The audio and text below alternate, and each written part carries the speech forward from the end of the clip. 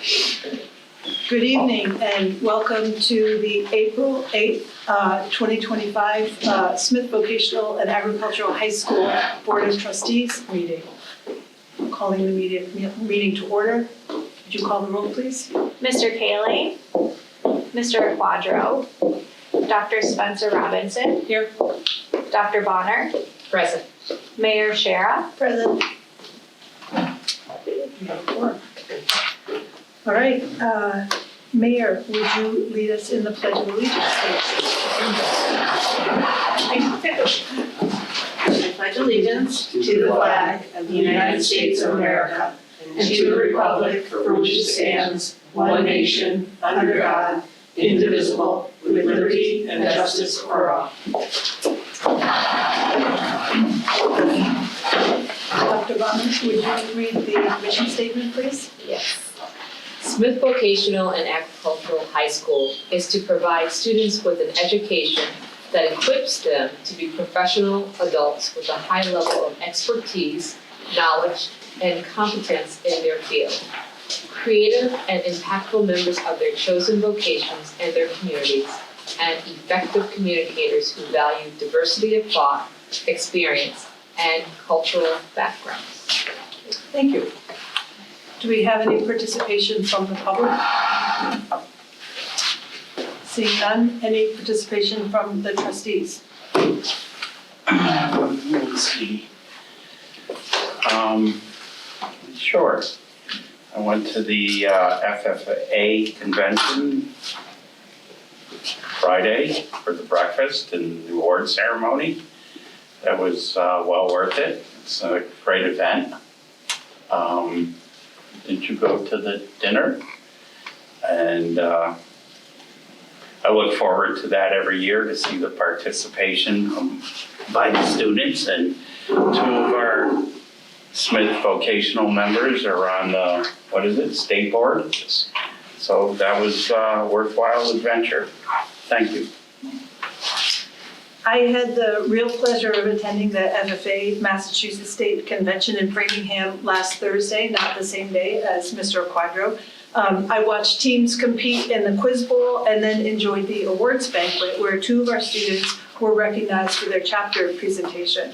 Commissioner Ashley Randall was one of 3 people who received honorary FFA memberships, and the national president gave motivational remarks, and the students danced before and after the banquet. FFA is the largest CTE organization in the country, and the Massachusetts Association was organized in 1930. Smith Vocational and Agricultural High School was well represented with almost 50 students attending. Nice turnout. I'm always impressed by the opportunities FFA provides for our students to develop their leadership skills. Thank you to Ms. Evangelista, Mr. Anspach, and Ms. Irish for advising the SVAHS FFA chapter. Thanks also to the other staff who supported this valuable student experience. Ms. Rodriguez, Mr. Richards, and Mr. Bear for chaperoning, and Mr. Bianca and Mr. Clark for attending on Thursday. Where is it held? In Framingham at that, the Sheraton Framingham, which is The castle. right by the side of the Mass Pike, and it's that, I think that's very distinctive. And the national representative was there? The national president, who was a Wow. student, was the guest, who was a featured speaker, the keynote. Excellent. Full of energy and very motivational, really, and he knew his audience for sure. Should I turn it over to the vice chair now? All right, I'm going to turn over the leadership of the meeting to the vice chair. Okay. All right, so we've gone through the intro, we've gone through order public, no participate, all right. Student representatives report. No, he is not here. Do not see him. Minutes of the March 25th, 2025 Board of Trustees meeting. So you want a motion to approve? the Yeah, minutes? motion to approve the minutes. So moved. Seconded. Any discussion? Okay, So all in favor? all in favor? Aye. Aye. Thank you. Can you say anyone opposed? Anyone opposed? Nope. Okay, it's time to move on. Item 8, school spotlight, cabinet making. I see Mr. Scott Miller's here. Yes. Give us a presentation. You're up, Scott. Okay. So I'm here from cabinet making. I'm the department head in cabinet making. And a lot of you guys know who I am. And for those that don't know who I am, I've been here since around 2011, I think I started here. So I've been here a couple of years. I've got a master's degree in education, and I really like it here. I'm going to hand these out. This is just a little bit of information on the program itself. I feel a little bit funny handing them out to you. Just to be honest, because They should know what's going on. inside the matter. Yes, Scott, you mind just leaving this for Mr. Bailey? Sure. Yeah, he's on his way. You need more? I got more. No, we're good. And I've also got, we're producing, just to clarify, we're not carpentry, we're cabinet making. So both of them cut wood with saws and stuff, but we do more of the finish part of it. We do projects, small projects, where the kids can bring things home. We do big projects where we're working on campus. We're working right now on a grant in graphics, where we're doing a new customer service center. And I think it's pretty cool. We made the counter parts today for it. We didn't do it laminate down. We're going to do that probably tomorrow or the day after. The other teacher is working with the 9th and 10th graders on animal science. So we've got cabinets and countertops down there that we're also doing. So we do those kind of campus jobs. That was that cabinet that's over in the corner, that was made in our shop. We do a little bit of everything. There's so many different directions that kids can go off in cabinet making that we try and give them like a little taste of everything. Because not everybody's going to want to build boxes and build cabinets for the rest of their lives. Maybe they want to install flooring, maybe they want to go work for a furniture maker. So we give them a taste of everything. We try to give them field trips out to see what what people are doing in different fields and different ways that they can go. I'm going to hand this around. I'm going to actually leave this here. But this is just a picture of some of the projects that we've done. Sorry that they're in black and white. I don't have a color printer upstairs.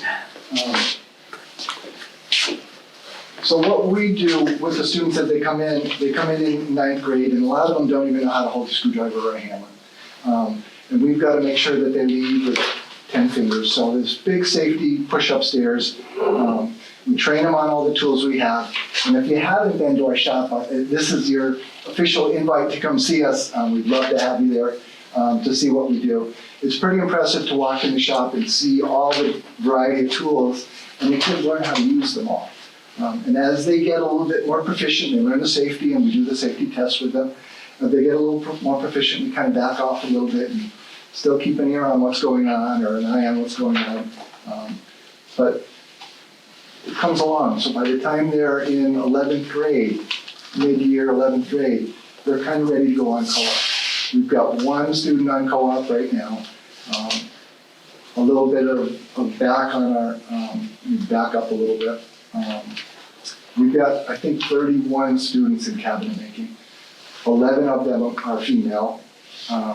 So there's a pretty good representation in there. The student that went out on co-op is female. And she went, I'm not sure the name of the company because she just went out. Today was her first day on co-op. I did sign the thing, but I forgot the name of the company. So I look forward to hearing back from her on how her week was.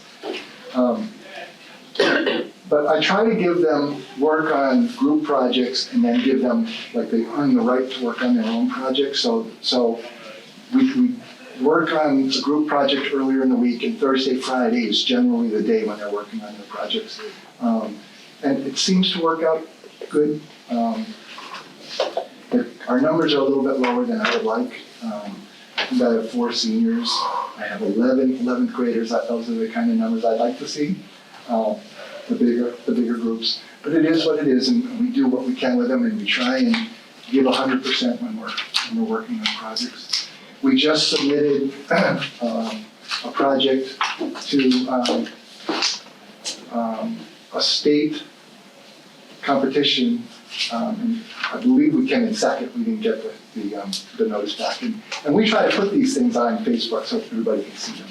And you see there are different projects around campus, the big chair out in the front. We've done 3 or 4 of those for different people. After they saw them, they wanted theirs to be a little bigger or a little taller or whatever. So the kids see it and they're like, oh, not another one. You know, you gotta carry them down the stairs and we're on the 2nd floor. So if you don't know where we are, we're all the way over in the corner of the building up on the 2nd floor. Carpentry is right down there. So I don't know how thorough I was in my explanation. I don't have a whole lot more to say about cabinet making. If you've got any questions, I'm here, and I guess this is an opportunity to say thank you to all you guys for all you do. It's appreciated. What do you think the reason for the low enrollment is? I think that, it comes back to this, I think it comes back to the, we're gonna get kids that like it and kids that like something else better. There's lots of opportunity for kids to go into, you look at the big numbers in the shop, and to me it looks like a lot of the kids want to get into plumbing, electrical, and criminal justice. Could we have more kids here? Well, we could have more because we have the capacity in the shops, but I don't know if we have the capacity in academics.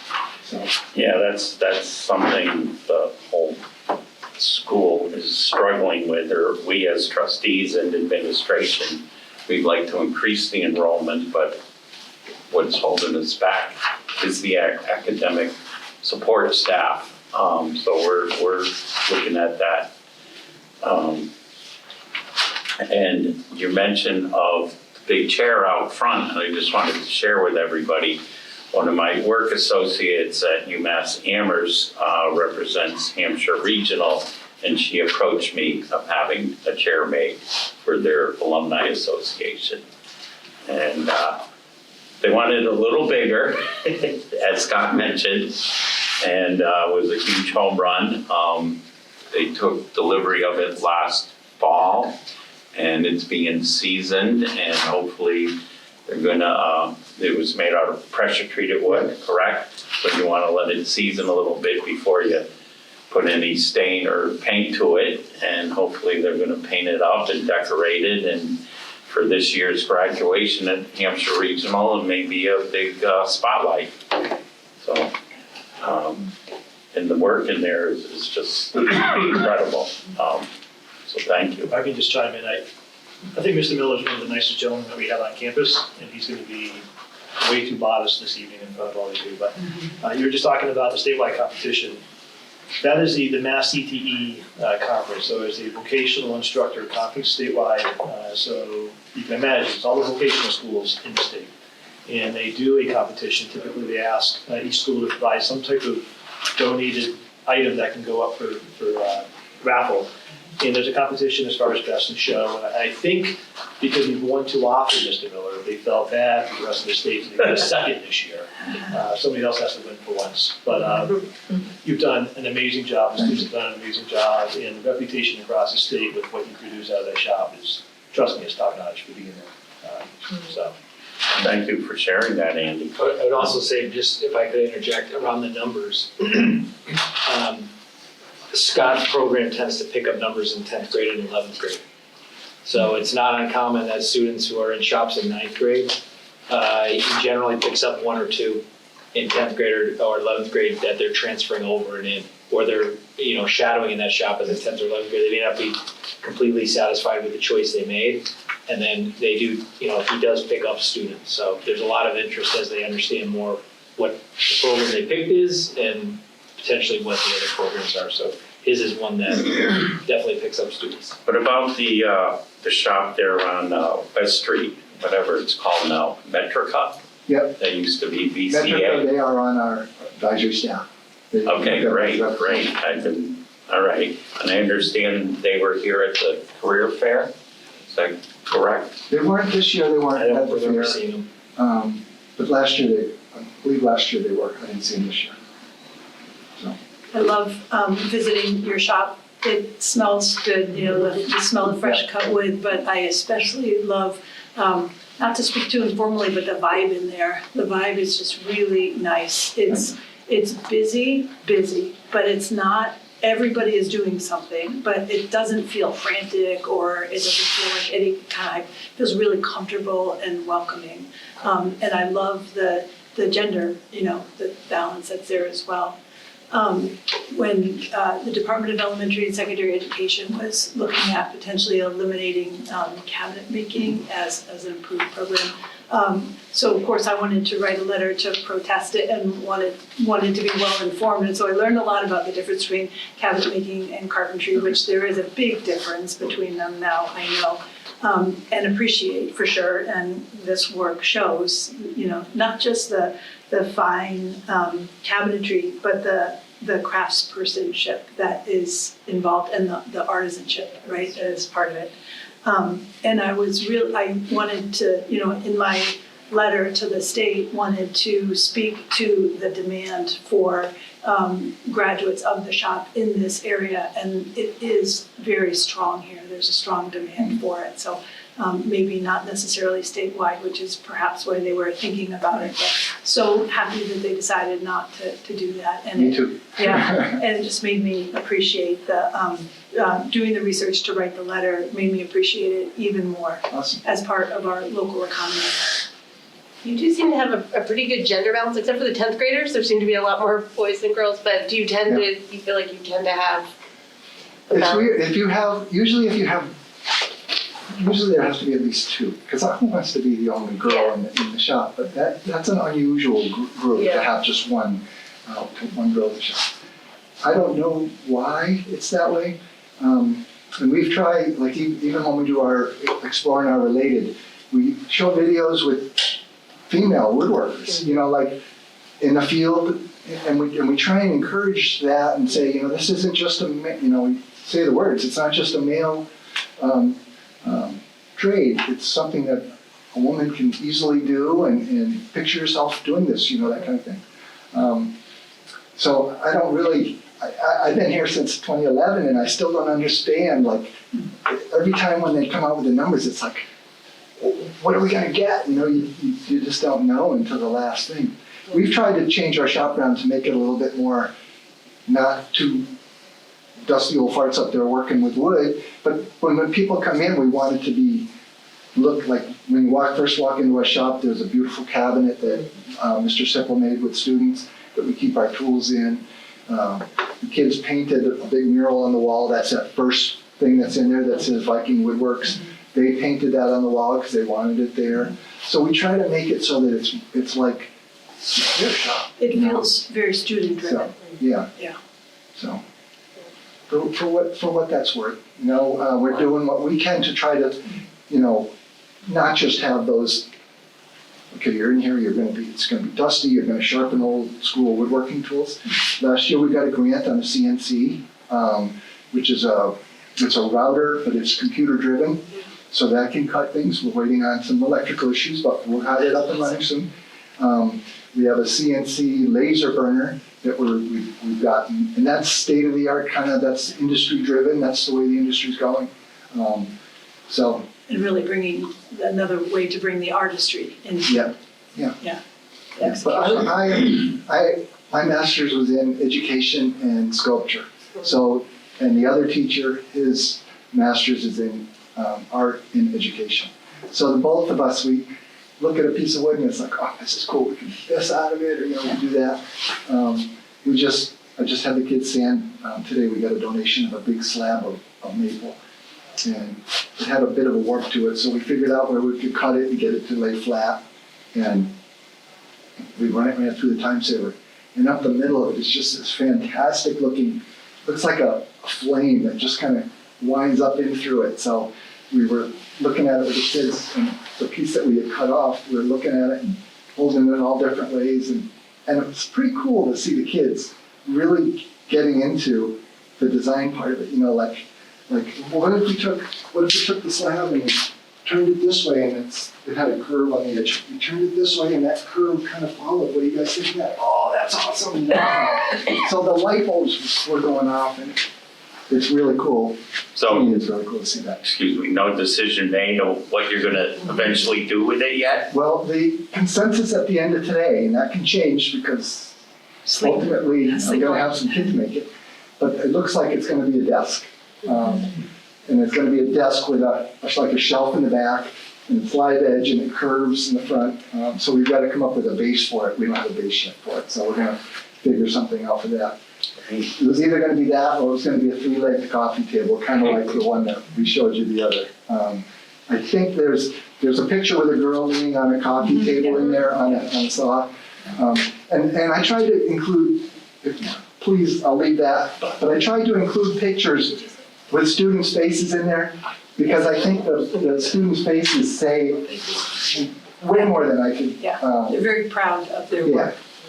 Yeah, and they bring it home, they're like a squirrel with a nut, they just can't wait to, get it home, and it's just awesome, That's my favorite part of the job, so. Couple other comments. Next time around, I would hope you'd send your pictures to the front office and get them printed out in color. Yeah. I imagine. Or we can get them on the board for you. And the other thing is dust collection. You mentioned the dusty place up there, but in the capital improvements that's slated to, is that gonna happen this summer possibly? Mr. Smith is working on it. And I'm sure you know. Students drew the plan of what we have, so we've been working on that. We drew the plan of the ducts and what the steps were. So that doesn't need to go to an outside company to be redrawn. So we gave them the full plan of what we have currently, so that when they put the new system in, they can use what we have existing, and ultimately keep money Keep down. the price down and get. So we did that room, and we did the room underneath it, which is the old maintenance area. There's another blower that comes into there, vacuum dust collector. We've got a broken dust collector up there right now, which they just ordered some parts for, and it's supposed to get fixed back next week. So we've been kind of limping along with these 2 portable ones, so it's very dusty here right now. But yeah, that needs to be, something needs to be done with that, because they consider dust as a biological. Yeah, a hazard, absolutely. Yeah. All right, Does anybody have any questions for me? thank you for your presentation. Thank you for all you guys do. It's appreciated at our. Well, we're pulling for you, Scott. As Julie mentioned, Julie penned the letter that we all kind of were part of. Different. And you should see, we'll get some pictures of the graphics thing. We'll get them on Facebook once that's all set, but I'm pretty happy with it, And the kids are psyched, so Excellent. it's all good. Else needs to see the binder? So, I'm gonna leave that with you guys, and I can get it from the library tomorrow. Thank you, sir. Thanks, y'all. Have a great night. Thanks, Scott. Mr. Mike, you're up. Okay, sorry for being late. Yeah, so we're obviously did the school spotlight, information and proposals, trustees, questions and answers. Great. Principals report? Yeah, just a brief one. We just met a couple weeks ago, but there's the enrollment. Just to let you know that guidance and the admissions team has scored 98% of the applications that we have. Right now, we only have 9 incomplete applications, so they're chasing down the rest of that data to get us up to the 100%. And the letters are going to be sent out for registration. Oh, that's the wrong date. I apologize on that. They're not going to get sent out until the 17th. Sorry.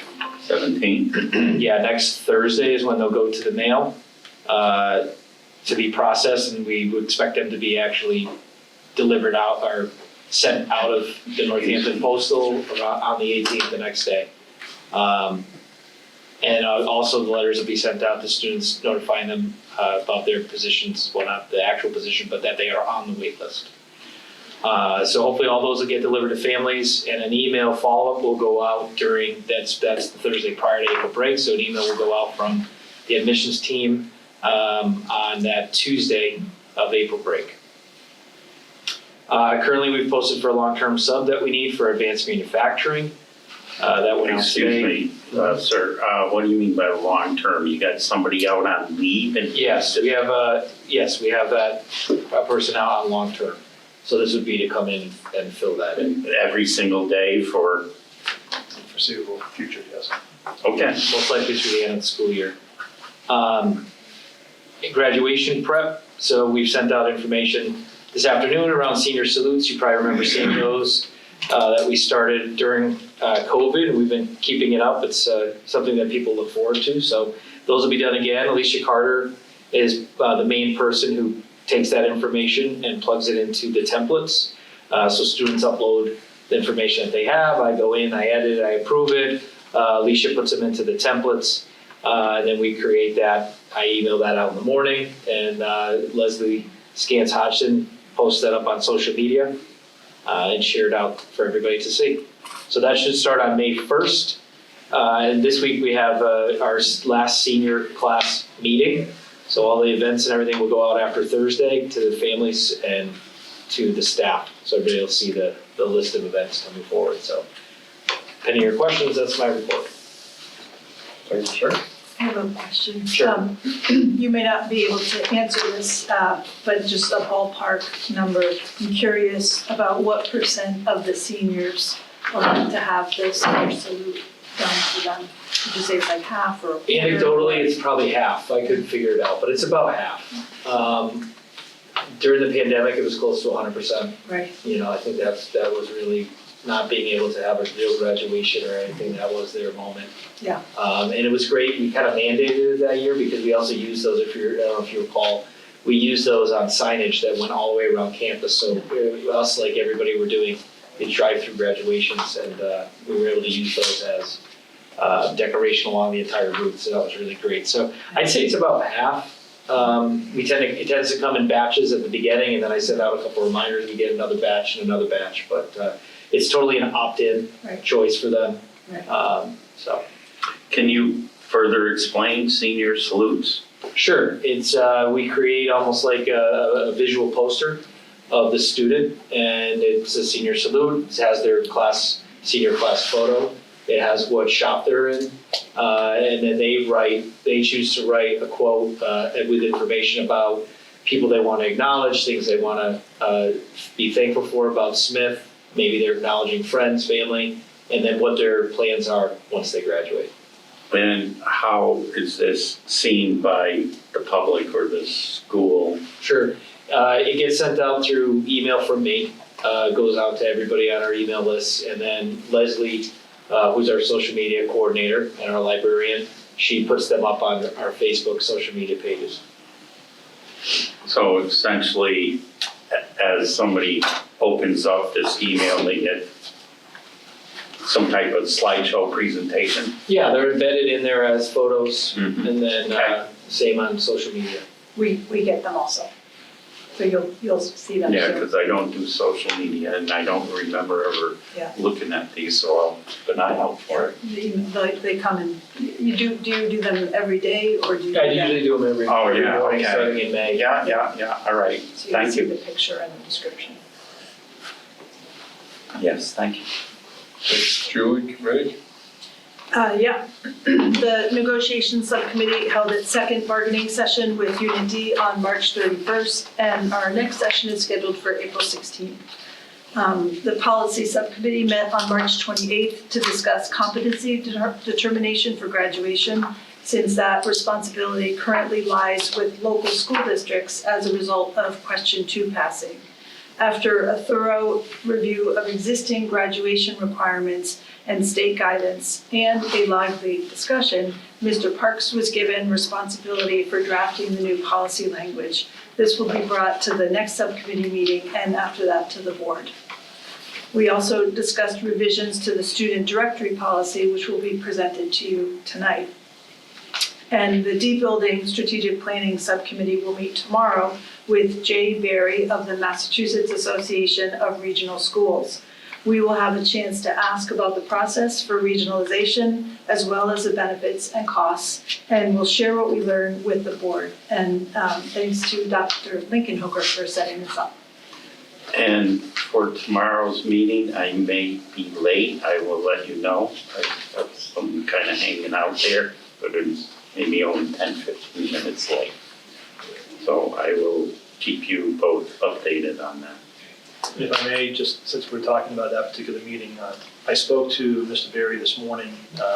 He's asking if we will allow him to be on Zoom because he is under the weather, but he still wants to present. So as long as you're open to him being on Zoom. Yeah, then if he's willing to do it, sure. We have a resource available. He's going to share with And- me documents I can have for you tomorrow, and then he'll be online to go through a PowerPoint. Okay, and then in your, whatever your communication, I'm assuming email a week or so ago about him coming, you may mention that this is at no cost. His presentation tomorrow will be at no cost, correct? So if we move forward with his expertise and consultation, we will need to pay him some Yes. type of fee. Yes. And that an hourly rate, I'm assuming? I don't know what These are the that fee questions we're structure gonna would ask be. tomorrow when we meet Yeah. with them. Yeah. And then we're gonna bring it to the board. Whatever our recommendation, what we learn, we'll share with the board. Right. Sounds good. Thank you. Okay. Facilities report? So Mr. Smith was unable to be here tonight. I know he is working on a few projects. We had 3 companies submit bids for the sidewalk project. Mr. Smith is in the, getting references on the low bid. So he will report back and tell me who to move forward with. Today I know he's working on the dust collection for cabinet. And I know he wanted to set up a meeting with Dr. Lincoln Hooker on that for some questions. Okay, in regards to the sidewalk project, I shared with him some of these best practices for exterior flat work finishing, which we hope to hold whoever we select for the sidewalk contractor accountable, because we've got a lot of spalling and pitting from the last round. And some of it is associated to using rock salt on the concrete within the first year, but that's not the only culprit. It really comes down to how it's finished is the main culprit. Andy, did you get a chance to look through this at all? I did, yes. Okay, and you made copies for you and Tim? Mr. or- Smith has a copy. All right, excellent. Because that is a huge issue. It's the spalling and pitting is a cosmetic thing for the most part, and it doesn't really, again, for the most part, affect the structural integrity of the concrete. But you can have a panel perfectly fine, and the next panel over have that spalling pitting effect, and we would love to avoid that this time around. And we have the same issue at UMass Amherst. They just redesigned the whole campus standard for flat work. Okay. So new business, may I have a motion and a second? Are we supposed to have the financial report or no? No. Okay, gotcha. Because it's part of it. Okay. May I have a motion and a second to approve the amending the student director policy? So moved. Is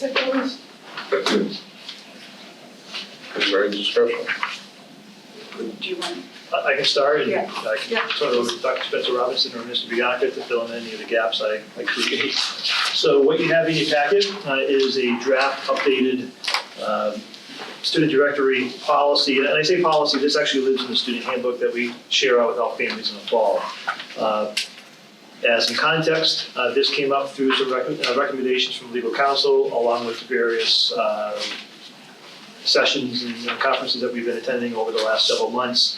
And through legal counsel recommendation, the existing policy really overstated the demographic information that we could share through a student directory. And the recommendation to many, if not all, school districts was to review their student directory policy and perhaps scale it back. So what you see in front of you this evening is just that. The red font is recommended deleting of language, current language.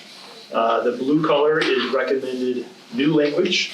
So as you can see, all the red is basically eliminating all of the demographic identifying information about students that we would share out. So really scaling it back. In general, what we would share under the recommended policy is a student's name, his or her grade, and graduating year. In essence, that would become the student directory. All right, hold on, excuse me. So the red is coming out Yes, and the blue's going in, yes. okay? And then you see a new paragraph there that's all blue. So in reviewing this, we wanted to have a policy that was general enough and generic enough to encompass all situations. And we know at a high school, many of our situations revolves around athletics. It revolves around senior activities, club activities. So we didn't want to sort of pigeonhole us into that we can't share certain information because we're only sharing student name, grade, and graduating year.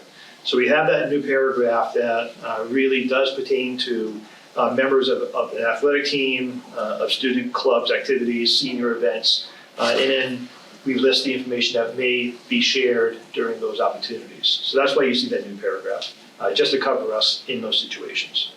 And then it sort of repeats, the second half of the policy basically repeats itself, so you see a lot of the same recommendations there. It does go onto the back of the page. There's no new language on the back, but that was the context for the update of the policy. That was the rationale for removing a lot of the demographic information, and that's the rationale for adding that new paragraph. So we are covering athletics and clubs and activities and senior activities. So anything to add or? It's excellent. I appreciate that it's specified with the athletic teams and the club and activity members. So And as you can imagine, in specific practice, to those kinds of things. you know, if you go to a wrestling match, you may hear of a wrestler with a weight, his or her weight. Or in a basketball game, you may have a program someday, and oftentimes you see somebody's height. During the senior activities, you may hear Mr. Bianca, identifying the class valedictorian, all of his or her special awards, recognitions, and so on and so forth. So we wanted to have an opportunity to share that, but also limit in general what the student director would be offering. Because it doesn't need to have all of that for everyone. Correct. Further discussion? Hearing none, all in favor? Aye. Thank you.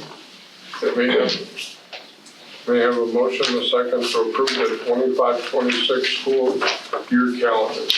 So moved. Second. Discussion? If I may. What you have in front of you is a draft calendar. I just want to give the caveat that Unit D is still working on their vote. So you may ask, why would Unit D have to vote? So over the last several years, the draft calendar that you have voted on as trustees and the calendar that you're looking at this evening actually goes against current contract language. In essence, we want to start earlier than what the contract states. So oftentimes we've had a vote at the Unit D level to vote for that earlier start. It comes to the board. Contract negotiations are occurring. There's been some discussion at the negotiating table, but we still need a calendar. So unfortunately, the timing of everything, as the trustees, you are now seeing this draft calendar without an official vote yet from Unit D. So I just ask that you vote with the notion that we don't technically have a vote from the other side, assuming that they pass it, and if you vote on it this evening, we will have an official calendar. If Unit D does not agree to this draft calendar, then I will be coming back to you at the May meeting for an updated calendar. But I'd hate to lose the opportunity if they approve it. Let's get the word out and share it. So. Very good. Any further discussion? Are there's no notable changes that you want to highlight for us? No, so the beginning, which is obviously what Unit D is voting on, the beginning sequence is the same sequence that we've been following over the last several years, meaning the first day of school is the Monday before Labor Day. And then we sort of backwards designed before that to get our new staff orientation in, get the full staff coming for the first day, a new student orientation, all of that happens the week before. It is maintaining the Friday going into Labor Day weekend as a non-school day, as part of the contract. So all of that stays the same. Really, the only discussion, and maybe input, and my personal recommendation, you see here in the draft, and trying to follow this year's school calendar, is if you look at the December break. So the way the holidays work, technically, we could have school on Monday and Tuesday, December 22nd and 23rd. The city holiday is Christmas Eve, so the 24th, we'd have to at least start the December break. On the tail end of the vacation, technically the holiday is January 1st, it's New Year's Day. Hypothetically, we could have school on Friday, January 2nd, that's not a holiday. Now, this school year, it was just the opposite, okay? So my recommendation is to follow it, but just flip. So, is to have school on Monday and Tuesday, December 22nd and 23rd, but not worry about coming back to school on Friday, January 2nd. Actually just maintain as a non-school day, and then have everybody come back the following week. So that might be the only discussion. We could, if board members, if you disagree, by all means. Otherwise, it's very straightforward. Further discussion? If not, all in favor? Aye. May I have a motion and a second to approve the following surplus for scrap from PE Health, a ping pong table, weight scale, 6 stationary bikes, and a treadmill. So moved. Second. Further discussion? Hearing none, all in favor? Aye. Thank you.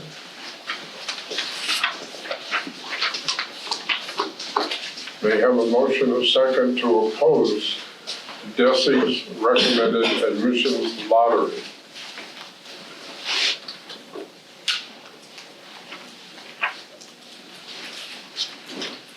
To oppose it. Do we have a, And the reason that we got a call from MASC that they have polled all the vocational schools and they have taken a no vote in regards to the lottery, so that they wanted us to take a vote on it so that we could report yea or nay to them in regards to our personal feelings as far as the board here in Northampton for our school. I've been pretty involved in the vocational admissions policy issue as a member of the Vocational Technical Education Advisory Council to the Board of Elementary and Secondary Education, and also I was invited to meet with them on their study session, one of their study sessions that they had, and speak to my own experience as a parent. I am not opposed to a lottery, especially as a tool for addressing any discrimination that might exist in the admissions process. But I would be concerned around the parameters that are used for a lottery with regard to vocational admissions. And so what I would recommend is that if we do want to make a motion tonight and have a vote that we would then share with MASC and potentially the Board of Elementary and Secondary Education, is that we do not approve the regulations that have been put out, the vocational admissions regulations that have been put out for public comment by the Department of Elementary and Secondary Education, by the board. So I'm not sure if that distinction is clear, but there have been regulations that have been put out for public comment to be considered, and I would recommend that we vote against those regulations, that we do not support those regulations. But I myself would not be in favor of saying, being opposed to the concept of a lottery being used. Well, we could do an individual polling of the trustees and as far as individual vote by each party, whether they want to do it that way or. You could make a motion. Yeah, I was gonna say, we don't have a motion yet, so I would move that we vote to oppose the regulations as presented by the, by the Board of Elementary and Secondary, BSE. DESE drafted them, but the Yes, board, but so the board is. I would vote that we oppose the regulations that have been put out for public comment by the board with regard to vocational admissions. I'll second it. All in favor? Aye. Any further discussion? Aye. Aye. That's- So do you have that information? So quick clarification, so will we write a statement with, in regards to what we just, the vote that we just made and notify the Board of Education? And Caitlin has the wording, so I think we can go ahead and draft that. But I think the question is, because you mentioned that a request came from Charlie Ellis, who's the president of Division 8 for the MASC. So are you interested in having our vote go to the Massachusetts Association of School Committees or to the Board of Elementary and Secondary Education, or both? We're sending it back to Charlie Ellis, and then he will So then it take would our go to the view from MASC. that. Yeah. So we're all set, all in favor? Andy, I guess you're up for your budget.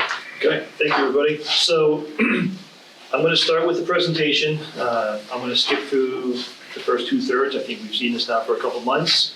And then really get into the numbers. I just have a very brief presentation, and we'll actually then get into the budget documents, share any questions, any concerns that we may have.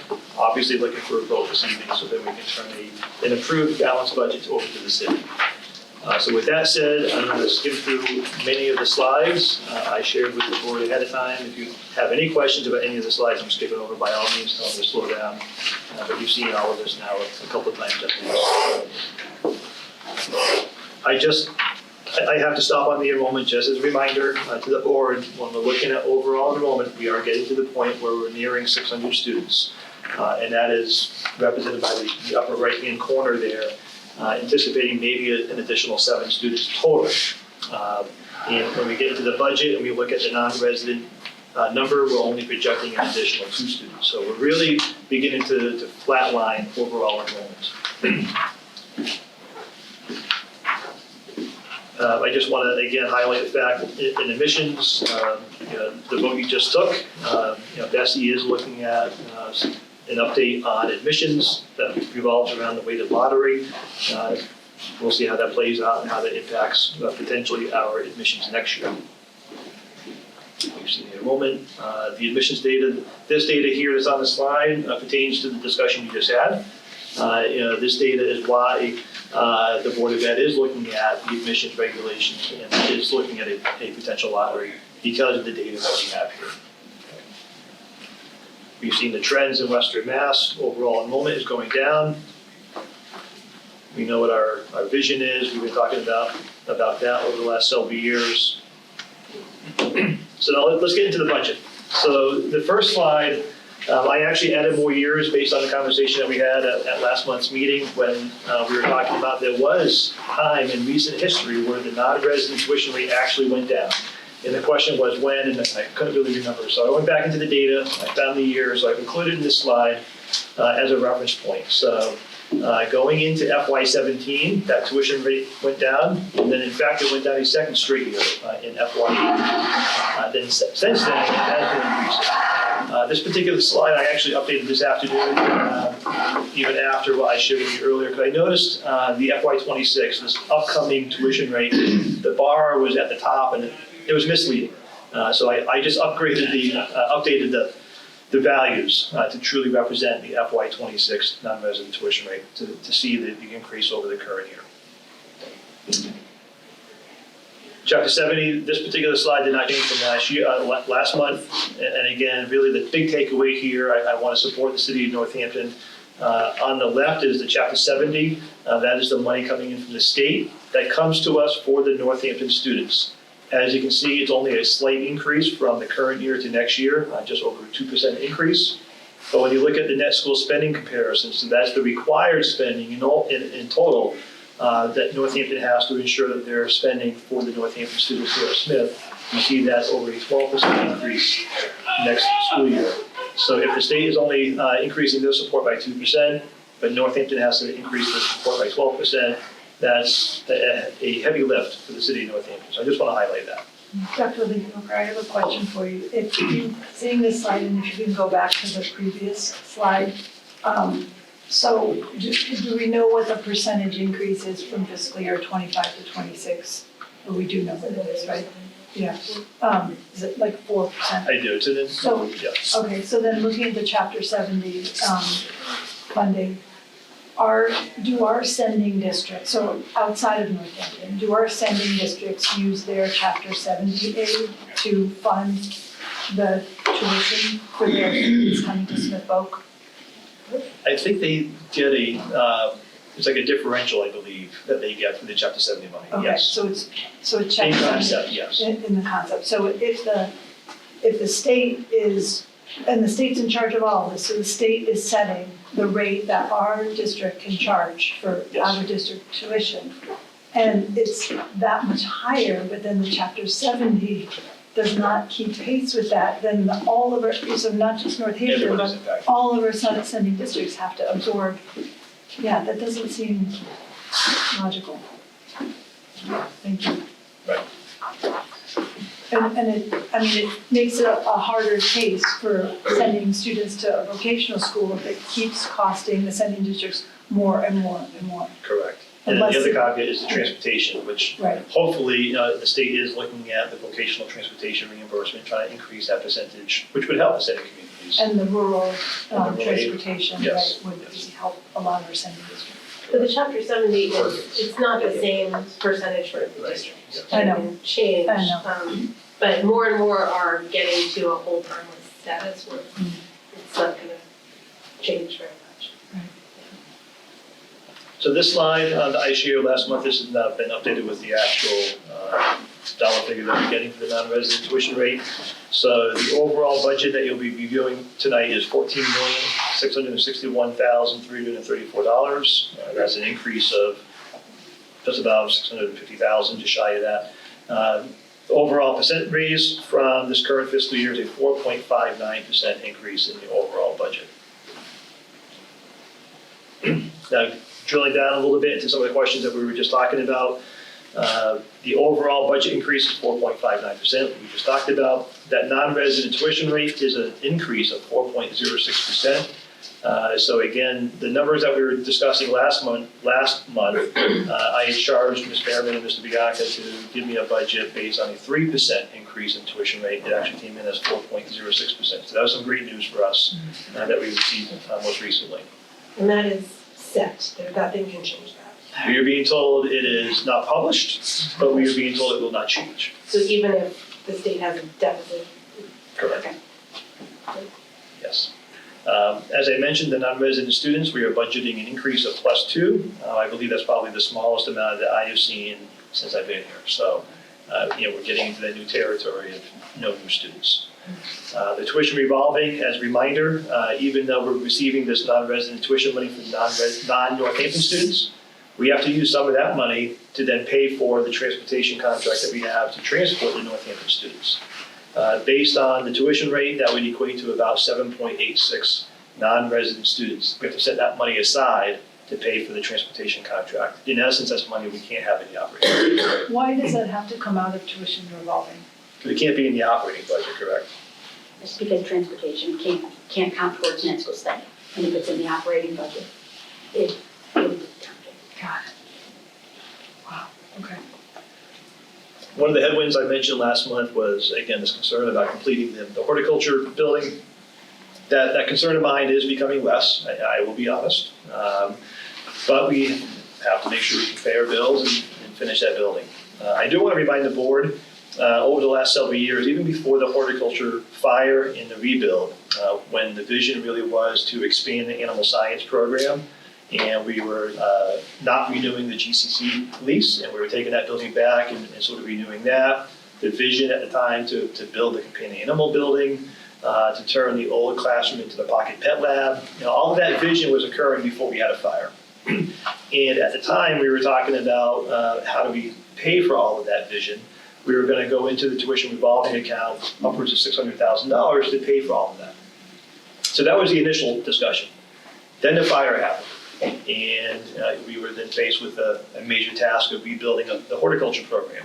At the same time, we still had the animal science vision. Some early conversations that I was having with the state around the skills capital grants that were also coming out. We were very fortunate to get the multiple skills capital grants. I shared that vision with the state to say, we're working on this animal science expansion. We now have a horticulture rebuild. We were going to use some tuition revolving money to pay for some of this. And they agreed to give us the grants. And it was a shell game. I mentioned the shell game. That rather than spending the $600,000 on like the animal science, we could shift that to put that towards a horticulture building because we could have some grant money for animal science. It's one big pot of money, but how do we identify the different pots? So I just want to remind the board that at some point, probably in the very near future, I will be coming to you to ask for a transfer out of tuition revolving to reconcile all of this once we're done with the construction. Again, I'm talking about $600,000. Most likely, I want to thank Ms. Fairman. The bad news and the good news, okay? The bad news is the companion animal building costs a lot more than we initially budgeted, okay? We were thinking somewhere in the $600,000 range. It was well over $1 million after all said and done. Well worth it, okay? But we are not in a position right now for me to come to you to ask for $1 million out of tuition revolving because thank you to Ms. Fairman. So, and thank you to the leadership team. Because we've been able to manage the budget as well as we have over the last several years, towards the end of the fiscal year, as we begin to close out the accounts, we've had money that sometimes we're able to pre-purchase items, okay, for the next fiscal year. In other cases, we were able to look at the construction costs that we had in that particular fiscal year, and we were able to apply some of those costs to the operating budget because we had that money left over. So because we were able to offset some of those construction costs in the operating budget, the need for us to go into that tuition revolving account exists, but not to the extent it could be if we weren't doing that. So I do want to recognize Ms. Fairman for that. So my point is we have to dip in at some point, okay? I also want to tie back into the contingency funds, okay? Last month we mentioned, and I think when Craig Wilbur was here giving his update, right now as a board you may have the great task to discuss contingency money. We're looking at approximately $113,000 left for the horticulture building in contingency, meaning extra money, okay? Some of the ideas that are floating around, I just want to again plant the seeds, no pun intended with the board. How would we potentially use $113,000? One option is there's a pergola concept, okay? We might be getting some donated lumber from a nearby mill. And there may be an opportunity to sort of showcase the main entrance of the horticulture building with like an outside pergola structure. There'd be some cost to that. There'd be design costs. There would probably be some lead work that Kaido would have to do to put some footings into the ground. I think there'd be some savings, with our students perhaps building the actual pergola, but there'd be a cost. But that's one option that as a board you may want to invest in. Another option may be we have an existing horticulture building. The initial vision was that we wanted to build this separate structure and then knock down the leftovers of the old building. Do we want to use some of this contingency funds to knock down what we can? Another option might be we've had some major erosion off the football field down the bank. That will probably have to be looked at and mitigated at some point. Obviously, that costs money, so perhaps we want to look at that so that's not a repeat next spring. And then lastly, it might be talking about this tuition revolving. It's $600,000 if we use that contingency money. If, as a board, you decide to not spend that contingency money because we don't want to dip into the tuition revolving account as deep, then it's less money we have to dip into the tuition revolving account, if that makes any sense. So I'm just throwing ideas out there. I don't necessarily have a preference at this point. I just want the board to know that as we look at a budget, the tuition revolving account is dwindling, and we have to make sure we have money set aside for transportation, and I need to make sure that we have money set aside to finish all of the building that we've been doing. So. Thank you for explaining all of that, and I understand the concept of the money being moved from, one funding source being moved to a different project. And, what will that $600,000 be used for? pick an invoice that we have to pay. I don't, So we have these so many construction so costs. there are already invoices that we have, it's already work that we've had done that has to be paid for. Or from this point through July, to finish the work. Okay, got it. So So what we charge to the skills capital grants it's, versus what we charge to insurance Yeah. versus what we charge to ourselves we're, versus what we charge to the operating budget. we're still gonna come up with $600,000 short. We're gonna need, okay, and,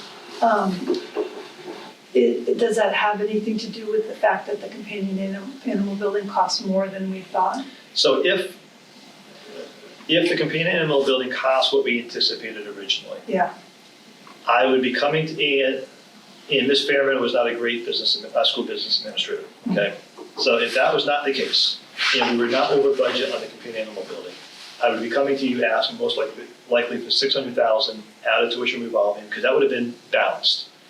But because we spent more on the companion animal building, we were able to offset me not asking for $1 million out of Got it. tuition revolving. I'm probably asking closer to 600, because we're able to offset a lot of those extra costs to the operating budget. Like, we were able to absorb them in the past couple of fiscal years, which is great. thank you. Okay. And then the other bullet, we never know what's going to happen at the federal level, whether it's a direct impact, or I still feel probably the bigger impact may be an indirect impact through the state of Massachusetts. You may have seen in the media, there was a federal grant that was pulled back most recently. There was several school districts across the state that were impacted. One vocational school, we were not. We didn't receive that federal money, but we just never know. This slide we talked about last month. This is the net school spending slide, the amount of money that the state is providing versus what Northampton has to provide. As a reminder, a lot of the Northampton contribution is earmarked in the capital projects. Again, thank you to the mayor, thank you to the city of Northampton. Those are projects that we had to invest in, okay? And which is great. If the city did not invest in those projects, we would have to figure out a way internally. However, the offshoot of that, the indirect impact, is that because the money is earmarked in the capital projects, that is money that we will not see in the operating budget, because it still counts towards net school spending, but it's not showing up in the budget. I just want the board to be aware of that. And the operating budget is essentially personnel. That's the biggest percentage, correct? Which I think is a great segue, almost. I got a couple slides on really line items that have a major change. And I used 4%, I think just because that was the tuition rate, and it seems to be the overall budget increased by about 4%. So I used 4% as a benchmark. I say plus or minus, I look for a line that decreased by more than 4% or increased by more than 4%. So if it was within a drop of 4 and an addition of 4, I didn't include those in these next two slides. I sorted them by the biggest cut to the biggest increase, just to kind of give the board a brief overview. My recommendation is, because a lot of these are categories, there's many individual lines that make up what you're going to see on these next two slides. If you have a particular question, I recommend you just jot it down. When we get into the budget, your question may already be answered. If not, when we get to that area, we'll talk about it. But you see a big hit in textbooks. That's not because we were cutting back. A lot of that is our textbooks are like a cycle. And this is just one particular cycle where there was less of a need, so you see a decrease there. The other instructional, you see a big decrease. Again, that's not that we're necessarily cutting back, but that's when we're looking at dues, licenses, certifications, various memberships. So it happened to be a decrease. The other district admin, you see a big decrease, but again, that's just a misnomer, and I tried to explain it here. As a reminder, we are actually working under an amended budget this current fiscal year. After the budget was approved at the board level last year, the city provided us an additional $8,000 and some change into the budget. We had to allocate that $8,000 into a particular line. We chose to put it in public relations, basically our marketing line. So there was an increase of 8%. Now with this proposed budget, that 8% is automatically off the table. So it looks like it's a major hit to that particular category. When in reality, if you go back to the budget document and go before the amended budget and look at the approved budget that as a board you voted on last spring, the number this year versus that number last year, it's actually an increase of 10%. Okay, so, and we can get into the detail when we get into that area, but I didn't want to scare anybody that there's a 15% drop, sort of a misnomer. Then we get into a lot of lines. A lot of these categories are salary-based, okay? So you can see our teacher specialist is a slight increase, the superintendent's office, the teacher salaries, the business and finance category, paraprofessionals, now we're getting up into a 6% increase. Guidance and social work, their category, about 6.5%. Building technology is over 6.5% increase. Other instructional materials, as a reminder, this was a category that I was concerned about last month.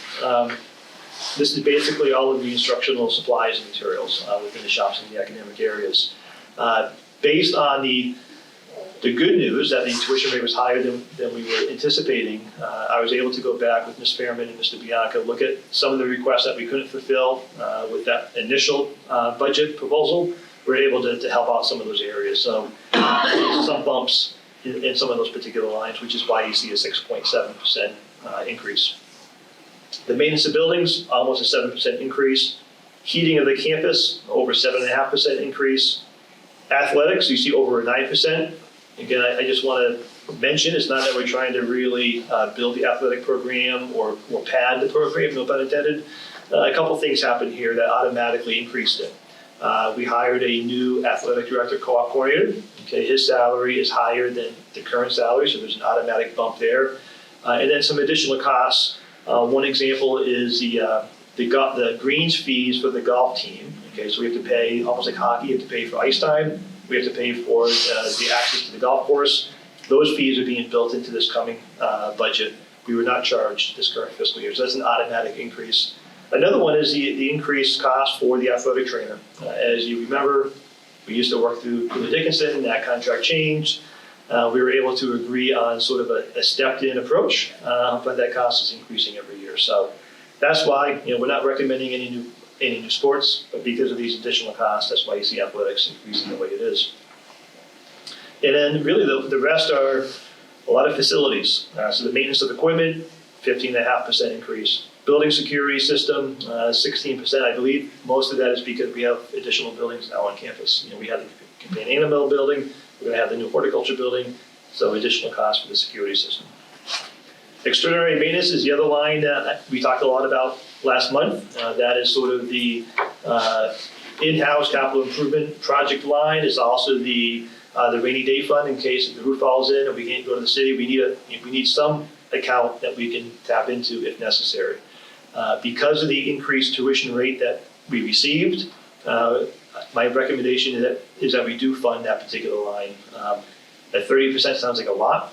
When you get into the budget, it's about $126,000, I believe it is. As a reminder, it wasn't too many years ago that we were budgeting that line at $120,000. We cut it down into the $90,000 range this current fiscal year to make this budget work. So yes, it looks like an increase. Technically, it is an increase, but we're simply trying to get it back to where we had it a few years ago.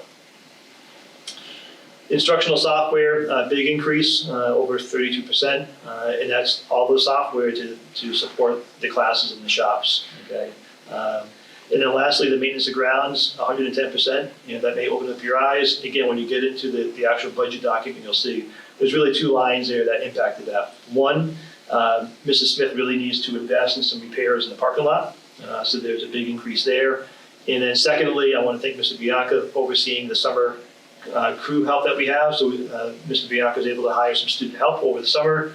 They typically maintain the grounds, okay, weeding and mowing and so on and so forth. And if we have the opportunity, we like to empower them to do a campus improvement project. So this particular budget would allow them to have some money for that. We're thinking maybe an irrigation system, continue to expand irrigation. Plus the adding of the fence out front. So that was one of the reasons. Absolutely wonderful. Yes.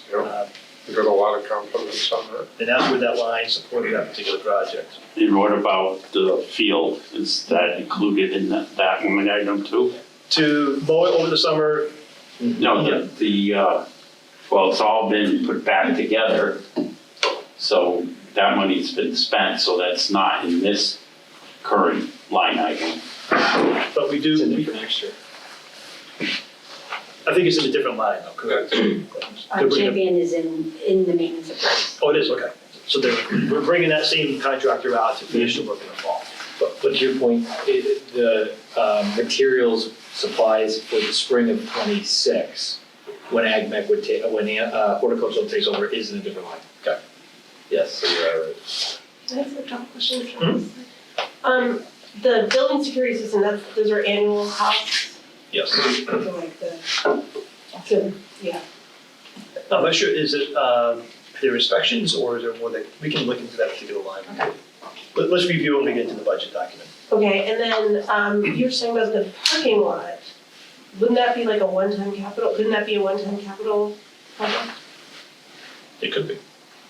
I'm always trying to throw ideas at you for capital projects. It could be, yes. I know this is your job, but you know the budget so well. So, I have to thank these two. Thank you. In this last slide, I think most of this you already know, but I have to take time to highlight a couple of different items that may impact this budget moving forward. Number one, as you know, we are in active negotiations with Unit D. So the budget that is in front of you, we have to make an assumption of what we will settle on.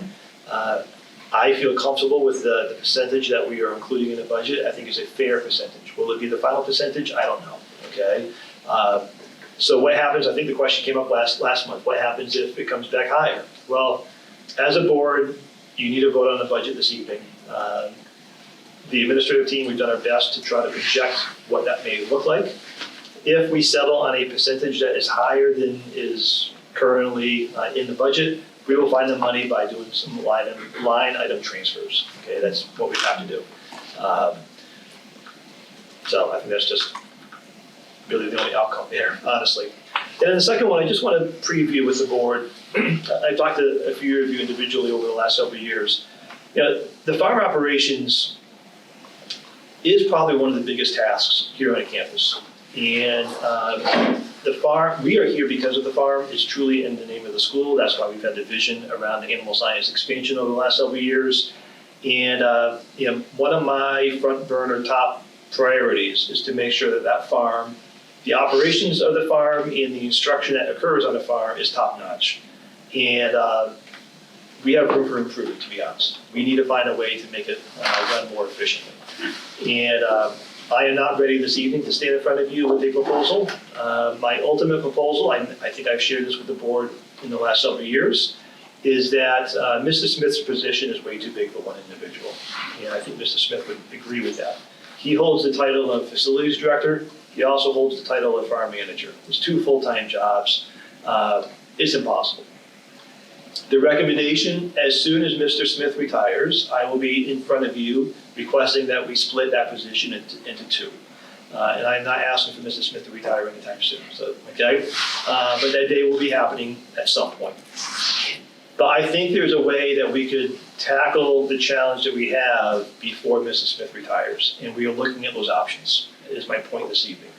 And there may be a way for me to come back to the board before July 1 and request potentially some line item transfers where we can look at a staff position that helps oversee the farm without restructuring Mr. Smith as well. So there might be some middle ground there to help us out in the interim, is my point. Again, there would be no additional funds coming from anybody else. It would already be in the budget. But I would ask you to be ready for that conversation if we have it. So, any questions before you move into the documents? That's sort of high level. Let's move into the budget documents.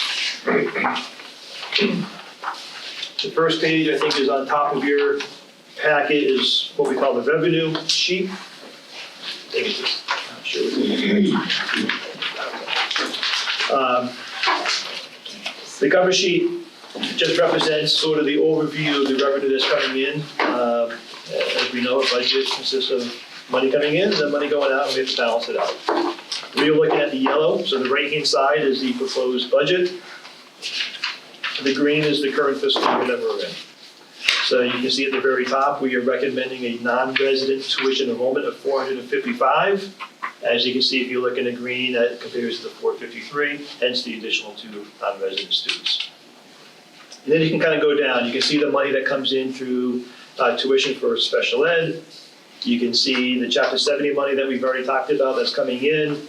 You can see Smith Charities, yes, we received some money from Smith Charities. We're looking at $6,700 for this coming year. We have additional contribution from the city of Northampton for net school spending. And that comes up with that munis number of 11,783,000, so on and so forth. Then you see the indirect money that comes in and then leaves. That's money that comes to us, then goes back to the city for a lot of those indirect costs for the city to support the operations of Smith. You then see potential grants coming in, and technically the grants are separate, but we like to highlight the grants that we know coming in, and when you get into the expense document, you'll see some lines that we highlight are being covered by grants. The tuition revolving of $170,413, that is to cover the transportation costs for the city, the Northampton students. And that's why it adds up the budget that we're looking to have approved is $14,661,334. And then sort of the reconciliation, you can see on the expenses at the bottom, the money that goes out. Still it equates to the 14.6 million. So that's the revenue side. Can I ask a question Of about course. that? So the indirect costs, is that Schedule 19? Yes. So if I'm remembering, it's not a percentage base, but it is, if I'm remembering, it Some was. lines are percentage. Some lines are percentages, and your predecessor or you, who sat down together, was it to look at how those costs were determined? So a few years ago, I sat down with Dr. Provost, Right, Mayor Narkowitz, right. and thank you, Susan, right. Yep. And we went line by line, and I do respect that, the conversation was great. And really with a fine tooth comb, looked at each line and try to make it fair for everybody. And so the two of you are really comfortable with that number of $2.2 million? It's mostly health insurance, It's mostly health and which went correct. up 10.5% this year, which is, I mean, what, that's My the only- largest fixed cost, and it's just crazy. I'll get off the soapbox in a moment. I promised Ms. Fairman I was gonna push this hard at this budget season, and I have not, obviously, so I'm not gonna recommend it necessarily. But I do have one concern, and it's for Ms. Fairman directly. Is that Ms. Fairman, and she inherited this, but Ms. Fairman has to deal with MTRS and the inputting and the reporting and everything for the entire city of Northampton. Not only the Smith faculty, but also the NPS faculty. And that is a major challenge. And I don't think it's fair to Ms. Fairman. I don't think it's fair to Smith Vocational. There's a lot of time and effort that she has to put in. Oftentimes it's evening hours, then I'm losing Ms. Fairman during the school day. It's a challenge. I broached that a few years ago before, okay, under old administrations, I'm not looking at you. And the response was nobody could afford it. So, but I'm not sure how much longer we can afford it based on increased enrollment, the increased staffing, the amount of reporting that comes out of central office. So we are nearing that breaking point. So I just want to share that with the board if I can be honest. Was there any discussion about breaking it up, that Smith Voc does North Voc and MPS does MPS? That was my recommendation. They're all merged together, so when we do the monthly drawdown, one person does it. And it has to reconcile, and then one person has to upload it, so we can't Break it. break And we're that the portion, only ones in the Commonwealth with this problem. because we're so. Yeah, because we're Correct. so unique. Correct. And MTRS, their data is behind like by 3 months. Are they finally caught So up? we are caught up through December of '24, Yes. so. I don't expect you to know these numbers off the top of your head, but about how many people at Smith Voc does that represent, and how many people in MPS? It's about Is it like, 400 for us. I'm gonna guess it's like 60 and 270, or No, 68. it's like, isn't it like about 400 for us? Correct. 400 for MPS, and about how many for Smith Probably Voc? about 70 for us.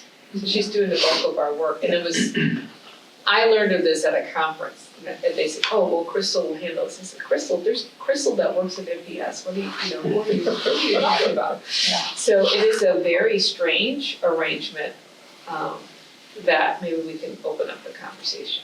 So in theory, if it's our finance director, that is your title, finance director?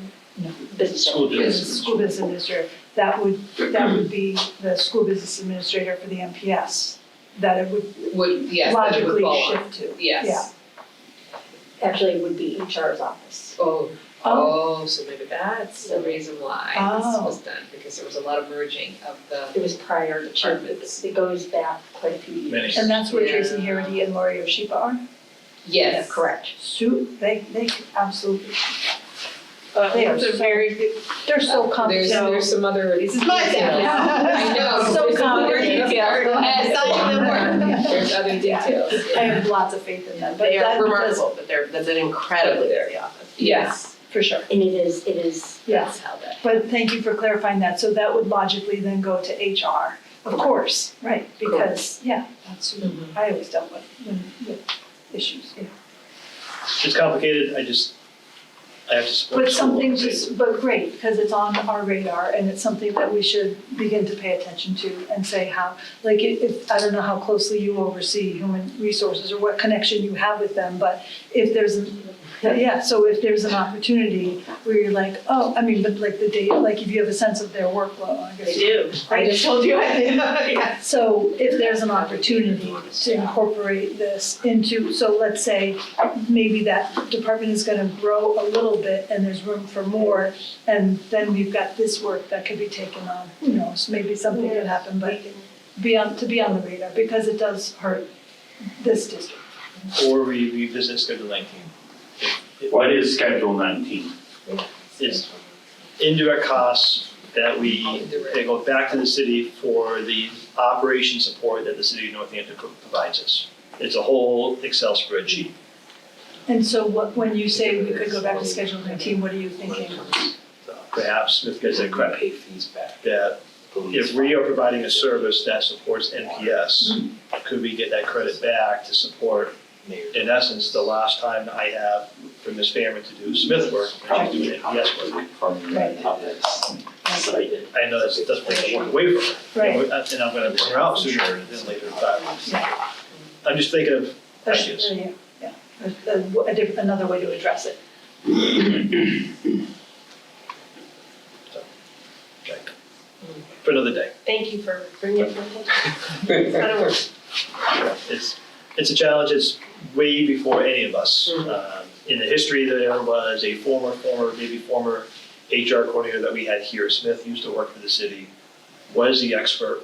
When she came to Smith, part of the agreement was she brought that service here. That's kind of where it all came from. And you can speak to this much better than I can, but I can speak to it as someone who dealt directly with MTRS myself. The amount of data that they maintain through MTRS for every single employee, it's like, it goes all the way back to everything, and it's every fraction of everything, it's every stipend that anything that's in the contract, MTRS has to keep track of for every single employee. All the pays, so I imagine that has. So we don't handle that for NPS. We handle the monthly reconciliations, which is very time consuming. But when you're doing a monthly reconciliation, to some extent, you're reconciling. That is, yes, but You're that reconciling all of that, those numbers. it automatically falls into the categories, and if it's in the contract, it reconciles nicely. Right, It's when somebody goes into no pay, or if they get additional pay, right, and if I don't have a copy of it, then I have Right. to. which happens all the time. Yeah, all the time to throw things off. So it's a lot of data to keep track of. To have to reconcile, it's just really time consuming, I would think. And yeah, sometimes I just, instead of waiting, just because we're supposed to have it done by the 10th of the month, I'll do the research myself, just to get it done. Wow. Instead of having MTRS provided. No, instead of me reaching out to HR, Oh. waiting, because then I can't move on. Yeah. So I'll go in and I'll do the research myself, Yeah. just to expedite. So Thank you. if we get into the expense, so the next page, we'll go page by page, category by category of that budget document. Hopefully you all have it in front of you. There you go. So the first category is the school committee expense. It was a slight decrease. is honestly because of the changeover in clerical staff. Otherwise, for the most part, it's pretty level funded for the school committee category. Then the next category is the superintendent's office, so that pertains to myself, pertains to, again, Caitlin, and then a quarter of, I believe, is Virginia, okay? So that's why you see the 1.25, and then you get into the other expenses that fall under the superintendent's office. For the most part, pretty level funded. The next one is the other district admin. This was that major decrease I was mentioning because of the public relations line. You can see that in the purple column, that was the admitted column, we had 20,000, almost 21,000, which was compared to the green column of 12,000. So again, as a board, you voted on 12,000 last year. At the 12th hour, we got that additional money. This coming year, we're recommending going back to the 12,000. Beyond that, for the most part, not a whole lot of change. Next category is the business and finance. So that includes Ms. Fairman, that includes K-class, and then the 0.75 would be Virginia.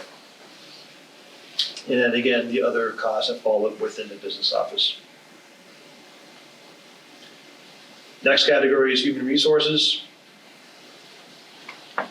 which is basically personnel. That would be Anne Marie.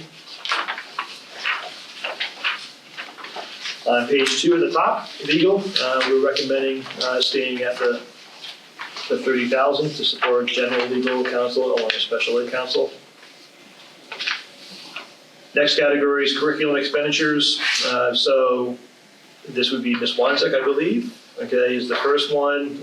Clerical would be Ms. Kelly, so the support staff within special ed and guidance. And then you see various expenses. The FTE of 2, that I believe is the CTE director and the curriculum director. You see their salaries there and then expenses for them.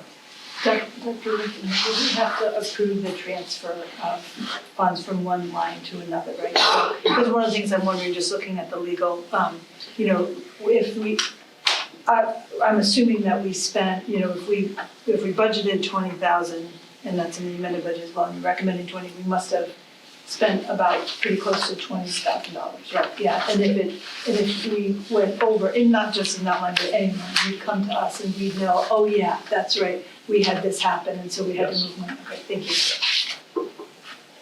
Okay. Under the curriculum, that was basically that particular category, not a major increase there. The next category that then spills over to the top of the third page, but you see these are basically all of the department head stipends that you see for each of those departments. Again, that could be a unity contract negotiations. This might be one category that would be impacted depending on how negotiations go. On page 3, the next complete category is the principal's office. So you see sort of a combination of personnel that includes the principal, 2 assistant principals, the 2 front office secretaries. The other 2, that would be Director of Security, I believe, and Lewis, correct? That would be our internal suspension personnel. And then you see the other lines, anything from general supplies, you see graduation. As a high school principal, Mr. Bianca oversees and coordinates graduation. So you see all of those expenses fall under Mr. Bianca. Again, overall, that category, not a big increase, just shy of 2.5%. Next category is building technology. This was one that I had shared earlier. The personnel would be the IT director, along with our IT support staff. That's why you see the 1 and the 1. And then really the big increase would be under the software license, the admin software license. You see a big increase from 58,000 to 70,000. Beyond that, there wasn't much of an impact. But again, overall, about 6.5% increase. Next category that spills over to the top half of page 4, this would be the teacher salaries for the various departments, vocational and academic. We also have a couple lines for curriculum writing. We have a differential for teachers that have new licenses. We have, I believe longevity might be, yep, longevity is included. So this category is sort of a catch-all category between salaries and longevity and whatnot for the teachers. So again, this would be one major, probably the major category that will be impacted based on unity negotiations. Next category is a teacher specialist. You see the FTE is 6. I believe that's the 6 special ed teachers that we have, okay? And then obviously corresponding longevity. And then you see tutoring lines. So we have students throughout the year that we have to provide tutoring, whether it's special ed or general ed. You see the 2 different lines. And this is one example I'll highlight. I mentioned a little while ago, we try to track our grants.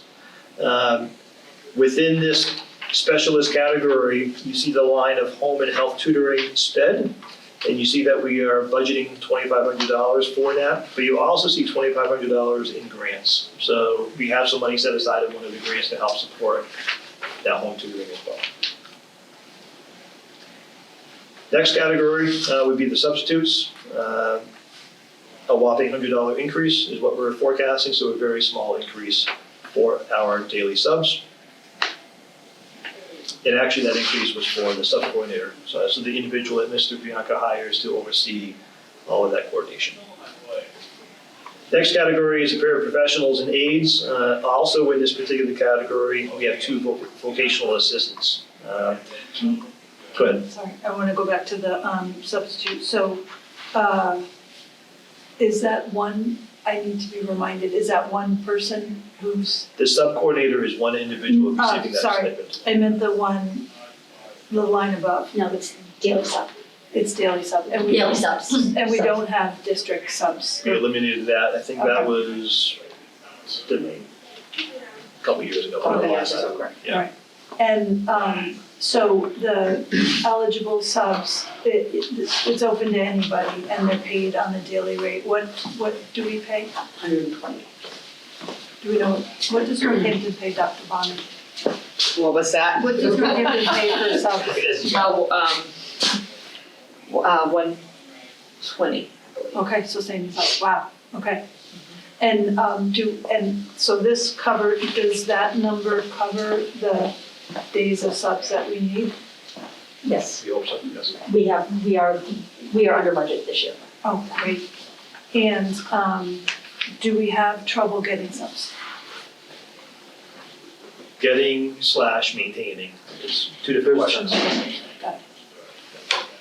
Thank you. The next guy, back to the paraprofessionals and aides.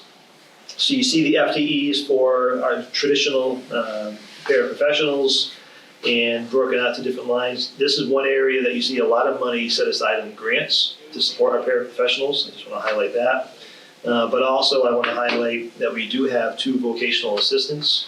In essence, they're kind of a paraprofessional, which is why they're in this particular category. But those are individuals that have shop expertise and they support the instructional staff in those particular areas. So we have animal science and we have the health tech. Again, these areas, there could be some impact based on what we settle on for COLAs and whatnot, but you see an increase overall for that category. The next category is really the salary and longevity for the librarian. Again, that could be impacted based on unity negotiations. Next category is PD. It starts at the bottom of page 4, it ends at the top of page 5. We are not recommending any changes in the PD. But again, depending on how negotiations go, this category could be impacted. Next category, textbooks. You saw earlier in the actual presentation, that was a major decline, over 18% decline in textbooks. But you can go through and as an example, animal science, we funded this current year at $6,600. They don't need new textbooks next year, so there's a decline there. And you can, if you want, you can compare line to line. But what they need, they are being funded here. The next category, really the bottom half of page 5 and ends at the top of page 6. This is the instructional materials. This is what we've been talking about. Is the supplies and materials for the shops and the classrooms. And We were able to go back through some departments, were asking for some more money. Initially, we were not gonna fund them, but because we received that 4% increase, we were able to go back and try to help some of those departments.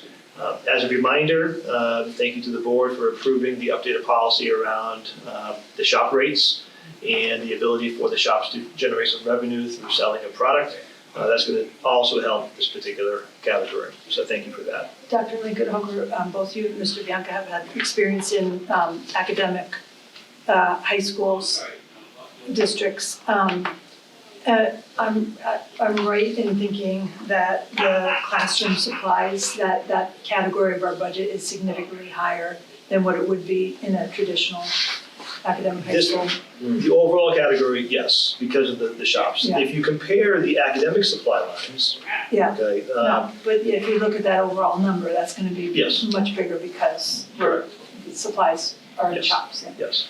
I just wanted Yeah, anybody viewing, right, make sure when you that look at the English department supply versus they're English department they're supplies, comparable, they're comparable, Yeah. yes, but for the overall, whole because of the category. shops, It's impacted, right? yes. Where's all this grant money coming from? Yeah. Grants that we've applied for and So this particular category, as we're looking at instructional materials, a lot of that would be anticipated Perkins money that we get every year. A lot of the other grants that we've already been through, one example would be the special ed grant that we receive, that we track overseas. Some of this is Title I, Title IV, Title II, 2A grants that Mike Parks oversees as well. So most of the grants that are listed here are what's called entitlement grants, not necessarily, they're not competitive, okay? Simply because we're a school, we have certain demographics of students, we justify these. so we don't have to necessarily file paperwork to get, Oh, We do, oh, you still do? but it's Okay. unlike, it's entitlement grant. You're all out. Sorry. You don't compete, you don't have to compete for it, but you certainly have You to. still have to file the paperwork to get Lots the money. and lots. And $5 worth of paperwork for every dollar. I get what you're saying. Okay, so. Which is compared to a skills capital grant, which is a competitive grant. Yeah. So we fill out an application, but there's no guarantee that we get the money. And what's the buzz on the Perkins money from the feds? Well, To be known? to be known, I would be hopeful that because it is CTE, it's career economy driven, in the current administration, I would be shocked if they. I would not be shocked by anything that's happening in the district. But I'd be optimistic, but yes. So, okay, that's, thank you. Yep. So that was instructional materials. Next category, we're recommending no change, that's under instructional equipment. That's basically our copiers around the district, around the campus. Next category is general supplies, a slight increase, I think that's what paper typically across the campus. A very minor increase in that. Next category is R&M, that's repair and maintenance of vehicles campus-wide. We're not recommending an increase there. The next category, this is one that was. That line item, the repair and maintenance vehicles, a bit of it done in-house, Some of them, yes. so $12,000 is going very far. The next category is other instructional. I mentioned this one earlier. This is the dues and memberships, licenses, so on and so forth, in various departments. A little less. Okay, it's a decrease. Next category is hardware devices. We're not recommending any increase there for technology.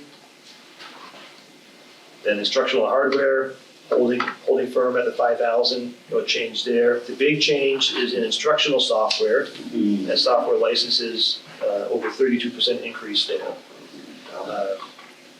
What we are finding is a lot of the new equipment that we're purchasing, some of them through grants that we've received, a lot of them come with software packages that then have some type of annual cost associated with them. So it's great that we're receiving a lot of upgrades in the equipment, but to maintain them, you're seeing the increase within the software line. That's in our personal lives too. Yeah. So, that's a major hit. On Page 7, you move into the category for guidance special ed, that's really personnel. That is the 2 adjustment counselors, I believe, in their, their benefits. Slight increase, again, that would be a category directly impacted by negotiations. Next category, guidance and social work. The 0.5 FTE, that first line in that category, that actually is the half of the salary for, it's basically the co-op coordinator salary. We put half of that salary into guidance to cover the co-op, and then the other half of the salary you will see in the athletic budget. Okay. Then you see the 3 FTE, that would be the 3 school counselors that we have. And then you get into all of the longevity and other expenses for that area. Has the new co-op coordinator started in the position? July 1, he'll take July over. 1, okay. Next category is psychological. This would be our school psychologist. So the salary, longevity for that individual. Again, that would be a direct impact on unity negotiations. Next category is medical and health. This is basically our nurses. And so you look at the salaries, we have the 1 full-time, we have a 0.5 FTE, so a half-time nurse as well. And then there are supplies and various expenses to support that program. Overall, very minor increase, about $30. Now we move into transportation. Again, it's here, but you can see the $170,000 is over in tuition revolving. That is to cover the transportation contract. Then you move into the athletic department. So again, the 0.5, that is to cover the athletic director's side of that salary. As I mentioned earlier, as you can compare to the amended budget from this current year or the approved from this year, it's an increase. It's just that particular salary will be higher this coming year. And then I mentioned some of the other reasons why some of these lines have increased. There may be a potential impact based on the negotiations to see if there's any increase in coaching stipends, but we don't know. But we are not recommending any new sports. The next category that really spills over into page. Hold on. Oh, I'm sorry. You had a question? I did, yeah. I'm looking at the athletics, Yes. at the athletic department and noticing that the, okay. So the officials and police line, $47,000, which is, It's an increase. it's quite a Do you want to bit. discuss the increase in the officials and police line And for does most of it go to officials or is it? Most of it goes to officials, so, and the officials are set, their fees are set by each of the groups. Yeah, so as that changes, we have to respond to that. Right. It's not like, police, I think it's not a huge number, and honestly, it might be that we might choose to use them a few more times for certain events, Okay, got it. so budgeting for that. And I remember reading in an article in the Gazette a while ago about how hard it has been to get people to officiate Yeah, games. those fees have gone up over the last 2 years. Yeah, because it's a tough job. So. Question. Yep. Girls lacrosse became its own entity, wasn't it? They are officially, Co-ed team a couple years, so when did that trend? they were a club sport, now they're an official. All right, so it was club and it was co-ed? No, the reason it was co-ed is because there were females who wanted to play, we didn't have enough females Yeah. for a team, so they chose to opt into the boys' team. Yeah. But each year we attempted, To field them. the boys and girls lacrosse team has been in existence for the same amount of time. But we were not able to field a complete female team. Mm-hmm. Now, in the last 2 years, we have been able. Okay.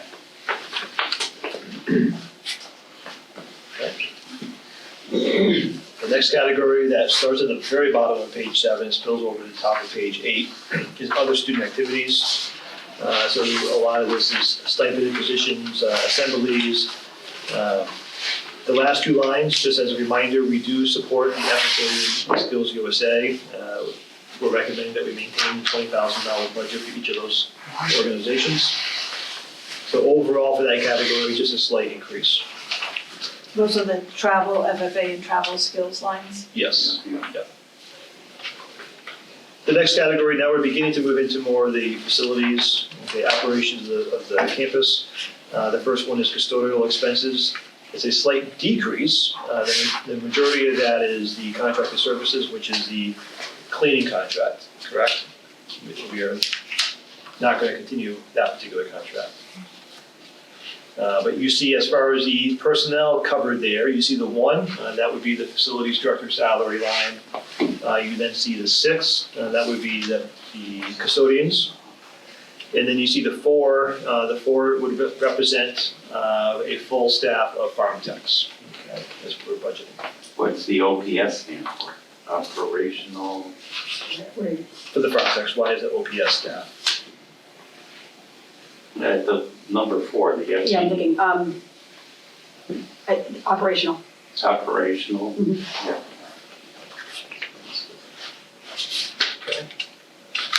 Next category is heat, just over a 7.5% increase, mostly in the natural gas, as you can see. Are we getting the same $50 rebate that individual customers are? Whopping. Next category is utilities, a very slight increase that we're projecting. Most of that is trash removal increase. And that's mostly because we've had a few instances where the dumpsters have been too full and we get charged additional. So we're trying to account for that. I do want to highlight, I did highlight this last month, but as a reminder, electricity, we are proposing a level funded for electricity. I do know that there is hope within the city that that may go down. I just recommend to the board that we maintain a level fund there. We'll see how this new year goes with the companion animal building up and running all year. Obviously, the horticulture building up and running most of the year, and then we can reevaluate next year. That might be a line that we may hopefully have some savings. I have a question about trash removal, $30,000. So is that emptying dumpsters? And we have, how many dumpsters do we have on campus? I mean, we've got so many buildings. Is there a dumpster for every building? 3. No. We have the metal, we have trash and cardboard. Right, and we increased the day as well because of the we kept it one bill. We what? We added another day for pickup. How often do they come? Now 4 days a week. Wow. To empty 3 dumpsters. I'd have to, not quite They sure. don't come all, no, that would be just for the 2, would be the 4 days. The Wow. metal dumpster gets emptied, gets picked up as full. And we do get a little bit back. Because we have so much. That's scrap metal. Scrap metal. Scrap metal. Correct. Yeah, That okay. we're filling up, 4 days a week? 4 days a week, correct. Not the scrap. Not No, the scrap, no. No. The But, trash and the cardboard. wow, that's a lot of waste. Seeing we're talking trash, composting. We go to these dinners, we have paper plates, plastic forks.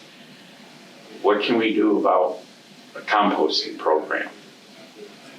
There's been discussion. We used to have a composting operation, used to be up at the state lands. Yeah. I think Mr. Smith can give a lot more context into. We do partial composting, yeah. So what does that mean? So the restaurant composts, what the The food waste, that's waste- easy enough. what the cafeteria can do. The hard part is really around the habits of the students. Yeah. Unfortunately. Unfortunately, it makes most of those opportunities not possible. Does MBS compost? So we're trying to reignite that program. They used to do it before COVID, and that was particularly at our elementary schools. Yeah.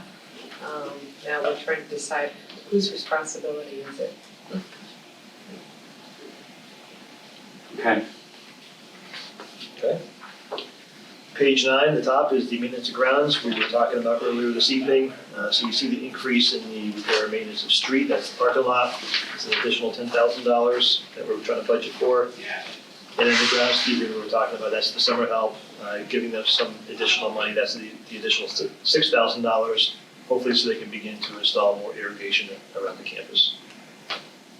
But when it went from 14,000 to 30,000, that's why you see such a large percent increase. The maintenance of buildings. Hold on, increasing the irrigation is gonna increase the water bill for and I think I brought this up before about dropping a well for irrigation.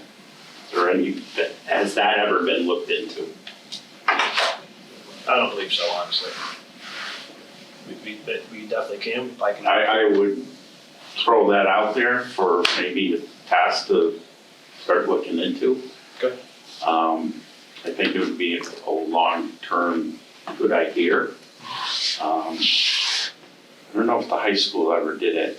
When we redid the high school and the fields, there wasn't irrigation. Is there irrigation there now? I don't know. You're talking about NHS? Yeah, NHS. Artificial. When NHS was redone, the whole field configuration was redone. We did that work back 28 years ago.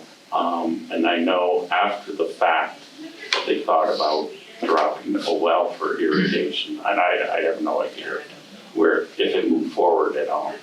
I would think that'd be something worthwhile to look at.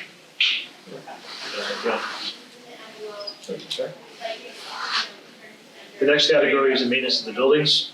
You can see the various lines. Again, a bit of an increase, just shy of 7% is what we're budgeting. And you can see the specific lines. So as an example, in that particular category, I'll just pull out plumbing and heating is one line, electrical is another line.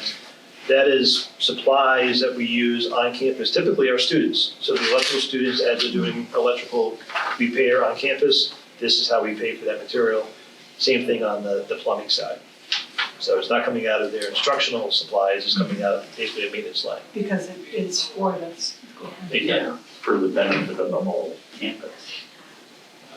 The next category we mentioned earlier is the building security system. As you can see, $2,000 increase for the buildings. But again, because that category is relatively small to begin with, it's such a large percentage. Next category is maintenance of equipment. And that's for HVAC, educational equipment, various parts. It's a pretty large increase, and that was really for the HVAC. I'm not sure if you have any detail there. We added the heat and mini split cleaning twice a year. Good. Who's the service contract with? 1-800, 1-800 call service? now I'm trying to think, that's all they do is clean, Mini splits. 1-800 mini split? I can't. I don't recall, but.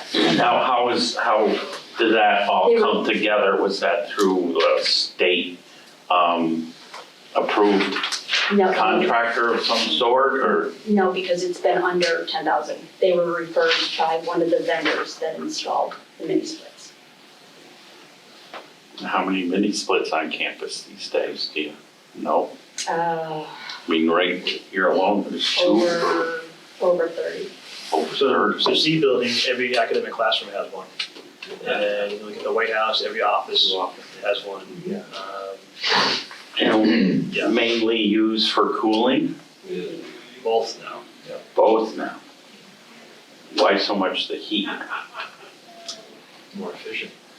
That's my understanding, and I think that's part of the capital project money, correct, that Tim's working on for C building, is tying the existing heating system with the mini splits so they work more efficiently together.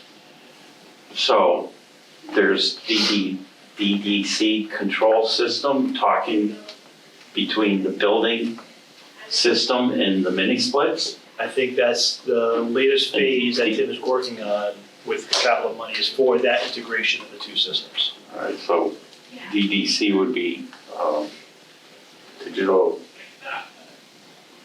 threat control. All right, okay, so that's a work in process, it sounds like still. That phase, yes. Okay. Okay. The next category, we've talked about this is the extraordinary maintenance line. Again, we're recommending 126 and some change. You can see that compared to this previous year. But again, as a reminder, not too many years prior, we were budgeting $120,000. Just moving along, moving into unemployment, okay, not unemployment, the separation costs, we don't have any that we're projecting. Moving into now unemployment, okay, the $40,000, we're trying to hold steady. We just never know how that plays out in a given year. So we think no one is leaving next year? Nobody has submitted their intent. Wow, how about that?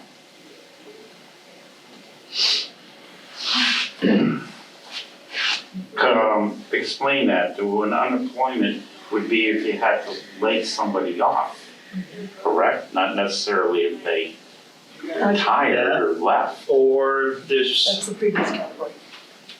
That I was talking about, the one with the zeros. So the unused sick time, vacation buyback, employee substitute. So the fact that it's zero, they don't have to budget anything because nobody's leaving next year. Right, okay, but I'm also, Yeah, the unemployment cost, right. well, you have to pay into unemployment as you pay, based on your payroll, correct? You have to pay into the unemployment fund. Municipalities have to do that. I don't think the school. Yeah. Not unless. Not unless we lay someone off. Yeah. Correct. And as of right now, we don't have anybody. And that's what that line item is. Right, correct. That line item is, Correct, that's but we how, don't have a normal monthly bill. that's how we for pay employment. for it. But it could all be, but if it's a 2-year look back, so it means that it could be somebody who left here, whether we laid them off or not. Okay, so maybe And I'm then- reading this wrong, excuse me. There's a lot of different reasons that that line would get hit by somebody who's no longer employed, So we got not just the result of a layoff. this 40,000 line item. yes. Explain that line item. So if we lay somebody off who then applies for Yeah. unemployment and they receive unemployment, that's how we're covering that. Yeah, okay, all right. But in addition to what you're referring to, Mr. Quadro, as far as us laying somebody off, but there are other cases where individuals have received unemployment even though they haven't been laid off. And the new thing that is really impacting schools is seasonal coaches, as an example, Right, okay. where many of them are eligible for unemployment, which is unfortunate. It's okay, yeah, all right. Could be somebody who resigned a year ago, and they left their other job, but it's a 2-year look back, and then there's a formula. So we may not be expecting the cost. The last category is various insurances that we have to cover, carry, I mean. So then when you add up all the expenses, it does equate to an equal to $11,783,972, which happens to match the revenue side. Yeah. So we are recommending a balanced budget. Again, the caveat would be having to look at specific lines if Unity contract negotiations are a certain way. And then obviously, if we are ready to present something around the farm operations. Otherwise, you have a balanced budget to review, and any more questions? Otherwise, I'll turn it back to the chair. Nice work to you and the experiment. Yeah, Mr. Bianco. And Mr. Bianco.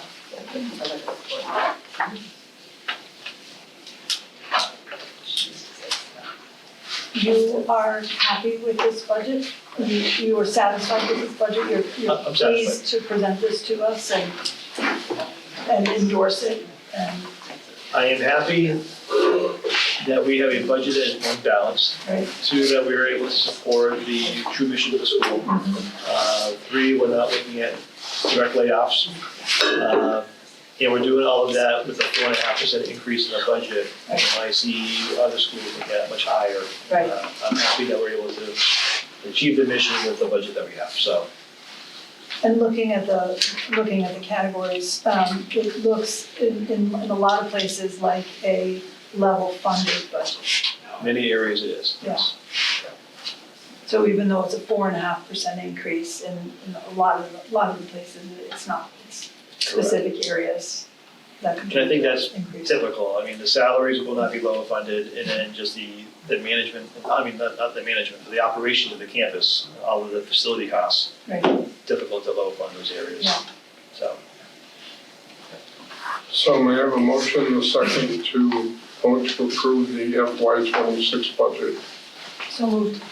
Second. Further discussion? If not, all in favor? Aye. Thank you. Future business. I have one more new business item that I want to propose. It actually came out of a very brief conversation that we had about the idea of a graduation speaker. It made me wonder about if it's the role of the school committee, what the relationship is between the school committee and the board of trustees and the graduation program. And I think in my experience, my professional experience as an educator, it's the high school team that is in charge of the graduation program. That is not the school committee's position to do it.